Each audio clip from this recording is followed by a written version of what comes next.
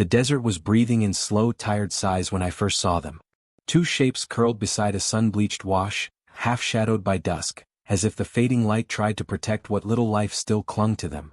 I remember how the sky looked then, wide and hushed, colored like old bruises, because I had been wandering for months with nothing but my own loneliness riding my shoulders.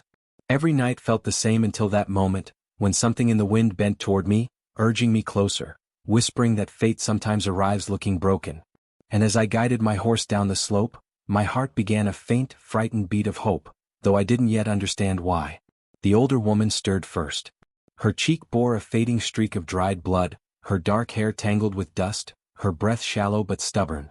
The younger one lay across her lap, weight light as a memory. Their clothes were torn, their skin sunburned, their spirits weathered by fear I could almost smell through the rising coolness of evening. I knelt beside them and felt their distrust before either opened their eyes, the kind born from too many cruelties endured in silence. Still, I reached for my canteen with hands I tried to keep steady, unsure if they'd accept my help, unsure if I deserved the chance to offer it, and when the older woman's cracked lips touched the water, something fragile shifted between us, trembling like a newborn truth. Her name was Nayeli. The younger one was Asha. Apache sisters, lost far from home, though they didn't have the strength to tell me how or why. They spoke with glances more than words, their eyes darting between me and the gathering twilight, measuring danger with instincts sharpened by a lifetime of survival. I tried not to force reassurance, knowing tender gestures mean more than declarations, so I built a small fire and let its warmth speak for me. The flames flickered across their faces, revealing bruises, exhaustion, and the hint of stubborn resilience.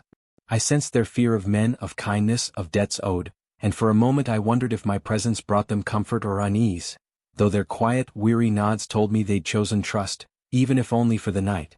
I brought them to my cabin at first light.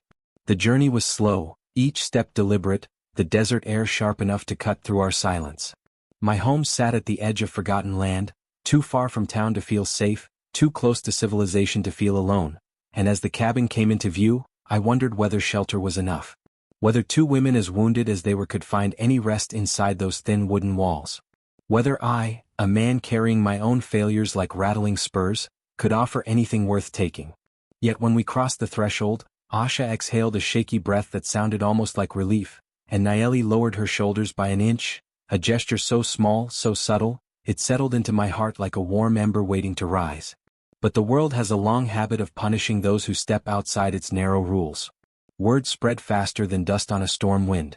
Deputy Lyle Booker stopped by before sunset, tipped his hat without warmth, and looked at the sisters the way some men look at strays, pity mixed with suspicion. He asked too many questions not because he cared for their safety but because he distrusted anything that didn't fit neatly into the shape of his world. When he rode away, leaving behind the sour scent of judgment, I felt the sisters draw closer to the shadows, as though society were already hunting them again. And in their silence, I recognized a loneliness that mirrored my own, a loneliness that made me want to shield them from every harsh gaze, every whispered assumption, every door closed before it had a chance to open. Days passed like soft, uncertain steps into a new life. Nayeli recovered quickly, her strength returning first to her eyes, then to her hands. She helped repair the corral fence, chopped vegetables, mended a shirt of mine without being asked. Asha, shy and still trembling from old wounds, spent her mornings tracing shapes in the dirt with a stick, sketching delicate spirals and rising suns. Sometimes she looked at me with something like gratitude, other times with a quiet curiosity that made me swallow words before they formed. I did not ask them for stories, I let the wind carry whatever truths they weren't ready to speak. Their presence filled the cabin with a gentleness I hadn't felt in years, and I found myself waking each morning before dawn just to hear their soft movements. Proof that life could sound like healing instead of heartache. Love crept in without announcement. Not the dramatic kind sung about in saloons, but the sort that grows through shared chores and quiet glances. Through the way Nayeli brushed hair from Asha's face, the way Asha hummed while tending the fire, the way both of them sat a little nearer to me each evening as the desert cooled around us. I never reached for their hands, still they found mine in subtle touches, fingers brushing grain off my palms after a harvest day, knuckles grazing as we passed plates at supper. These gestures said more than any vow I could have spoken. They softened the hardened edges of my spirit until one morning I realized I no longer woke alone in the world, even when they slept in the next room, breathing soft as feathers caught in a motionless breeze. Then came the night they asked me to be their husband. The request arrived not as a plea but as a gentle offering, shared in the glow of lamplight and woven with ancient tradition. Nayeli spoke first, voice steady but vulnerable. Asha watched me with hopeful stillness. They explained that in their custom, unions could form around protection, respect, balance.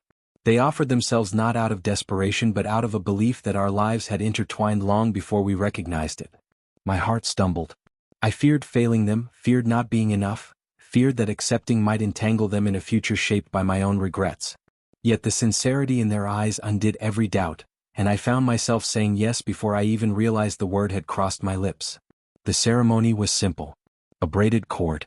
A vow whispered into the settling dusk. The wind carrying blessings across the sand as though ancient spirits nodded approval. The three of us stood beneath a sky that felt impossibly wide, impossibly forgiving, and for the first time in years, I felt a sense of belonging root itself inside me, deep and trembling. Our hands clasped. Our breaths mingled. Our shadows stretched across the earth like a single promise. For a fleeting moment, I believed the universe had finally decided I'd suffered enough loneliness. That was when the hoofbeats approached, slow, deliberate, echoing through the canyon like distant thunder. My breath hitched as a solitary rider materialized from the fading horizon. He dismounted with the kind of authority that came not from arrogance but ancestry. His long braids framed a stern, unreadable face. His eyes held the weight of storms. And when Nayeli whispered, "Father," the world tilted beneath my feet, leaving me suspended between past and future, unsure which direction threatened more. Raven Greyhawk stood before us in silence. He surveyed his daughters first, touching Asha's cheek with a tenderness that contradicted his imposing stature, then turned to me. His gaze didn't judge in the way Booker's had. It assessed, measured, probed the truth of my intentions with a depth that made my chest tighten. He asked no questions, yet each second felt like a trial I wasn't certain I'd pass. I wanted to speak, to explain how I found them, how I cherished them, how they changed me in ways I hadn't realized I needed changing, but words felt clumsy, loud, unworthy of the moment. When he finally spoke, his voice was low, steady, and edged with the grief of a father who had almost lost everything. He did not come to tear them away from me. Instead, he presented an offer: land adjoining his tribe's territory, a place to build a life under the guidance and protection of their traditions, if, and only if, I vowed to guard Nayeli and Asha with the devotion their lineage deserved. It was not a bargain. It was a recognition. A passing of responsibility wrapped in trust older than any lawman's decree. And though my throat tightened, though fear churned beneath my ribs, I understood the depth of what he offered, and the depth of what he asked. I stepped forward, my voice barely more than a whisper, but honest as any truth carved into rock by time itself. I told him I accepted, not for land, not for status, but because his daughters had become the pulse of my days. Because protecting them felt as natural as breathing. Because loneliness had shaped me, but love had remade me. And as Raven studied me, a softness flickered in his expression, brief yet unmistakable, like the desert showing mercy through an unexpected rain. We ended that night around a quiet fire, the flames low, the air cool, the world paused in a moment that felt suspended between sorrow and renewal. Raven shared stories of their childhood. Nayeli leaned into my shoulder. Asha hummed a tune so gentle it made the stars seem closer. I realized then that I had not saved them. We had saved each other. Three broken souls forming something whole, bound not by circumstance but by choice, by tenderness, by the courage to trust again. And if you're listening now, if some part of you recognizes the ache of wandering alone across a life that feels too wide, know this. Sometimes healing arrives disguised as responsibility. Sometimes love grows from gestures so small they nearly go unnoticed. Sometimes belonging is not found but built, slowly, patiently, like coaxing a flame from stubborn embers. And if you ever stumble upon those who need you as much as you need them, let the wind guide you toward them, for the story of your healing may only just be beginning.